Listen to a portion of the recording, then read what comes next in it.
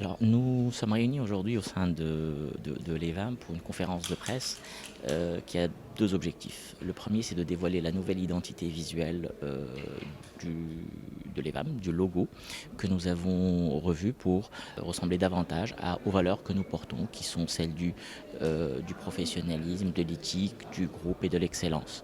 Euh, Cette identité visuelle se déclinera sur un nouveau site web que nous lançons dès aujourd'hui, evam.ma, dans lequel nous retrouverons une masse d'informations plus importante, des études documentaires, des statistiques, des reportages sur des événements que notre association mène et qui se veut une plateforme d'information tant pour nos membres que nos partenaires, que nos clients. Le deuxième sujet qui nous a réunis aujourd'hui, c'est celui du bilan du premier semestre de l'année 2021.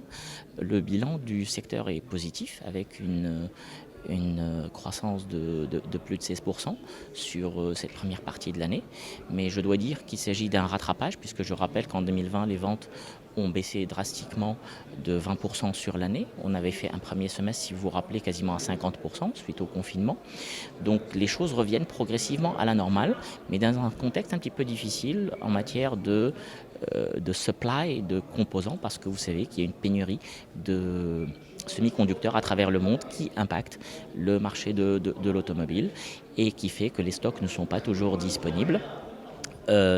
C'est une situation qui doit continuer sur le deuxième semestre de cette année avant que les choses ne reviennent à la normale à partir de 2022.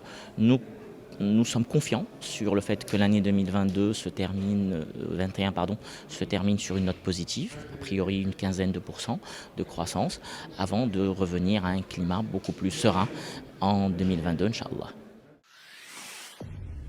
Pour suivre toute l'actualité d'EcoActu.ma, inscrivez-vous sur notre chaîne YouTube et rejoignez notre communauté sur Facebook et sur les autres réseaux sociaux.